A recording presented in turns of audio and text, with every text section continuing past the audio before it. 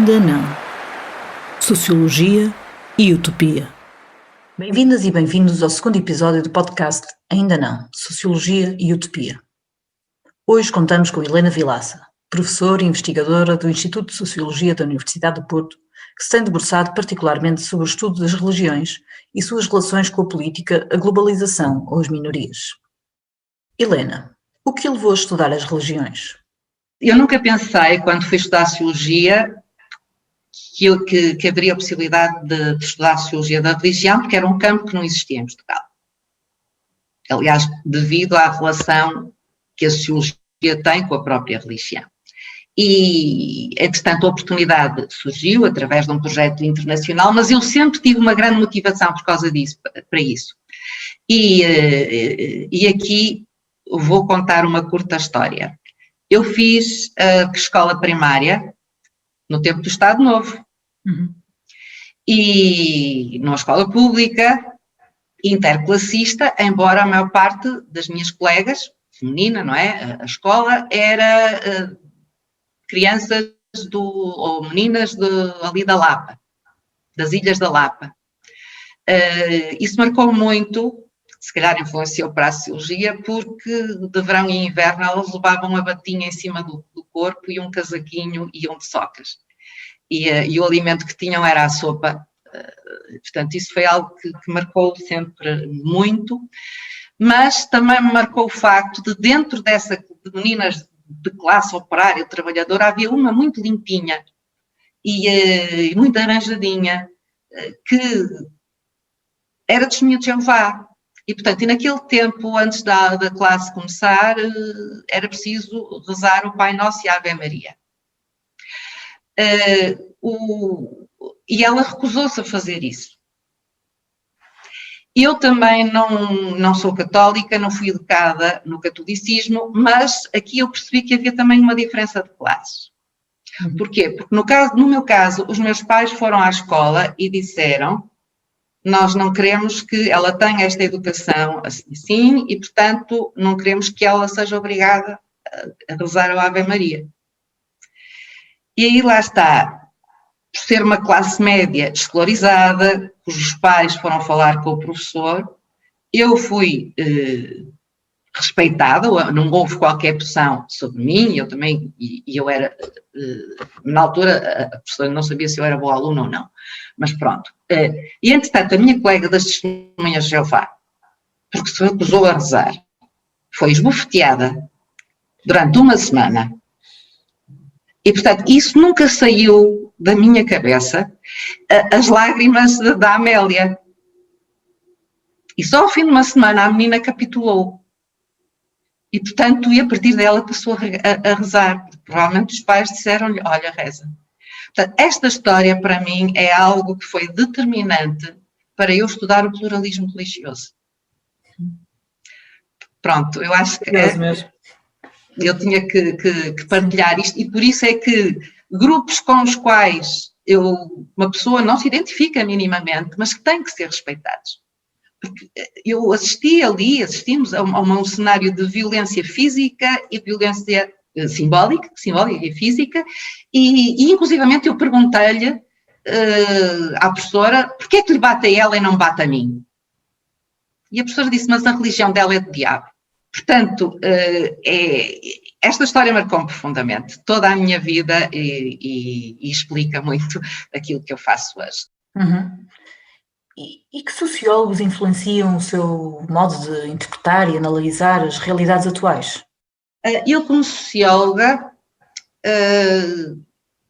penso muito nos contributos que os clássicos deram para o pensamento sociológico. E não sou, do ponto de vista teórico, uma socióloga ortodoxa, isto é, sou um bocado eclética. Eu acho que o Marx, o Durkheim, o Weber, todos eles deram contributos fundamentais para nós compreendermos a realidade social. Mesmo hoje, as suas teorias influenciaram autores contemporâneos fundamentais que nos ajudam a compreender a realidade social. Portanto, se é preciso acionar o funcionalismo do Durkheim aciono, até porque me revejo muito em Luhmann, mas também o Marx e o seu materialismo histórico, acho que também faz todo sentido para analisarmos determinadas realidades sociais, e nomeadamente a questão do conceito de dialética,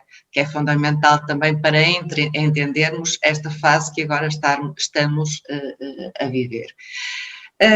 No entanto, talvez aquele com quem eu me identifico mais seja o Max Weber e a sua sociologia compreensiva.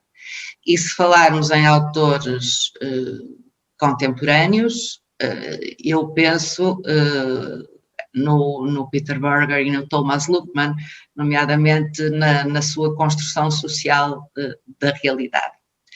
E portanto, porque cada um de nós, ao construir a realidade socialmente, isso passa por uma grande intersubjetividade, que é algo que é sempre permanente. E isso a intersubjetividade faz remontar também ao Weber, quando ele diz que é preciso compreendermos o sentido que os sujeitos dão às suas ações. Uhum. E a propósito destes tempos conturbados, eu acho fundamental nós compreendermos o sentido que os sujeitos dão às ações. Sejam, independentemente de serem conservadores, progressistas, esquerda ou direita, dicotomias que eu acho cada vez menos operatórias. Acho que ainda estamos muito agarrados à Revolução Francesa. Temos que incluir tudo isso, todos os agentes, na nossa reflexão. Ainda em termos de influências e autores que também são fundamentais para tentar compreender a realidade contemporânea, são, e aí de uma tradição neomarxista da escola da teoria crítica, um autor fundamental para mim é o Habermas, embora ele não se entendesse com o Luhmann, eu gosto dos dois, lá está, foi o grande debate do século XX entre estas duas figuras, provavelmente foi o grande debate sociológico, e eu consigo achar que os contributos de ambos são fundamentais. Mas claro que quando nós estamos inquietos, também estamos preocupados, temos o desejo de mudar, de dar um contributo para a mudança no mundo. E, nesse sentido, o programa fala, e bem, na questão da utopia que está presente no Ernest Bloch, e que também a utopia dele é associada a um princípio de esperança. Uhum. E é interessante porque a sua produção veio influenciar e veio fazer pontes, na altura, com aquilo que era impensável fazer pontes, que era entre o comunismo e o cristianismo, por exemplo. E influenciou por isso as teorias a teologia da libertação na América Latina e assim. E que relações estabelece entre a religião, a política e o pensamento utópico? A política sempre precisou da religião para legitimar a norma, para assegurar a coesão social, por isso na Europa, se português, logo católico, se inglês, logo anglicano, se alemão, logo luterano, portanto, a religião servia para isso, numa fase pré-moderna, mas também é assim, a ideia de que a religião domina a política e se mete na política também é uma falsa ideia, porque a política também se apropria da religião quando lhe dá jeito. Isto é, quando ele vê a política avalia muito bem o que é que faz perder votos, especialmente agora em situações em que há sondagens. Mas, por outro lado, eu não vejo uma grande diferença entre a utopia na política e a utopia na religião. Por cada crente, e daí eu associar a política à sociologia da crença, não à sociologia da religião, mas à sociologia da crença. Isto é, a política também constrói as suas utopias, seja o comunismo, seja a social-democracia, seja o que for. Aliás, repara que, por exemplo, o ambientalismo, é fabuloso estudar o ambientalismo porque se tornou quase uma religião. Há um fervor, uma intensidade enorme em torno das questões ambientais. Nomeadamente aquelas coisas que circulam nas redes, as frases que circulam nas redes sociais, portanto, a natureza foi deusificada. Eu não estou a dizer que seja, eu acho que é ótimo estarmos finalmente a dar atenção ao ambiente, mas é interessante como é que isso acontece e também há uma escatologia ao final dos tempos, isto é, os ambientalistas e todo o discurso ambientalista teme um final dos tempos catastróficos e, portanto, quer construir um mundo para que não aconteça isso. Uhum. E também, abandonando a questão ambiental e indo também para as questões mais clássicas, o melhor exemplo é também o comunismo, que é de facto muito, muito escatológico.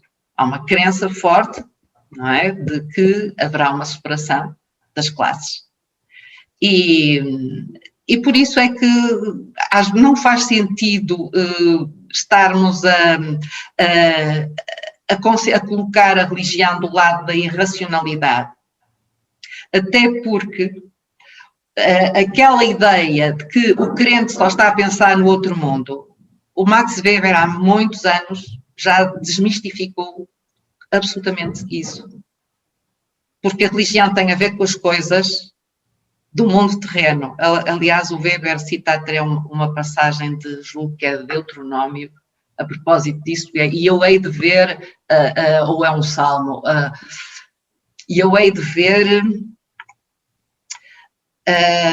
o Senhor na terra dos viventes, ou seja, deste lado do mundo, ou a justiça deste lado do mundo. E, por exemplo, em alturas de crise, como em 2011 foi aplicado um inquérito e os mais empenhadamente religiosos foram aqueles que estavam mais otimistas e que acreditavam mais nas instituições, no Estado. Portanto, lá está, isso é uma representação que as pessoas não têm essa representação, têm outra ideia. Não, exatamente porque têm esperança, o tal princípio da esperança de que fala o Ernest Bloch também está do lado do religioso. E, portanto, que Deus está no controle das coisas e, portanto, há que acreditar que vamos sair disto. Uhum. Portanto, isto, claro que para um descrente isto é profundamente paradoxal, mas é assim que as coisas acontecem. Que utopias guiam o seu pensamento e a sua ação? Em que é que acredita? Eu aí regresso à minha tese de doutoramento, que o subtítulo é aquilo que efetivamente eu fiz, que foi estudar o pluralismo na sociedade portuguesa, ou em Portugal. Mas o título é Da Torre de Babel às Terras Prometidas. Porque eu acho que as terras prometidas, eu usei a expressão, é uma expressão bíblica, mas eu usei no plural, exatamente para remeter para o pluralismo. E a Torre de Babel, que é uma narrativa bíblica do Antigo Testamento, conta a história de uma torre que é construída para chegar ao céu. Portanto, é uma ambição de crescer, crescer, crescer. No fundo, à qual nós podemos aplicar as teorias do progresso. Aquela ideia de que o homem é o ser absoluto, capaz de tudo. Obviamente, estou aqui a referir em termos de ser humano e também como aparece no texto. Portanto, querer construir uma torre para sermos igual a Deus. E, de facto, essa é a tentação do ser humano, a ambição. Que quando se alcança uma meta, há um novo vazio para preencher. como refere o Bauman, e isto a propósito da sociedade de consumo, mas que se aplica a outros domínios da realidade social. Pois é muito interessante, e para terminar, é muito interessante porque nessa narrativa diz que Deus não puniu essas pessoas que estavam a construir essa torre, não a puniu no sentido, não aquela ideia de os destruir, não há uma destruição. O que ele fez foi confundir as línguas. E eles, a partir daí, dispersaram-se por todo lado.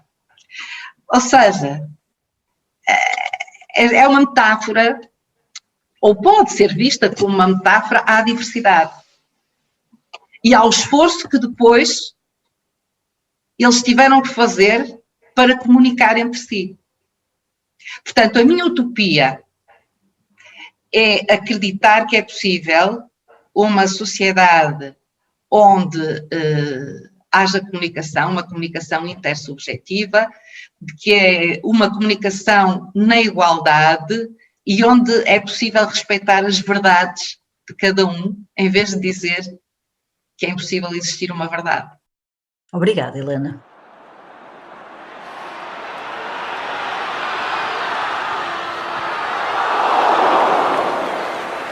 Ainda não.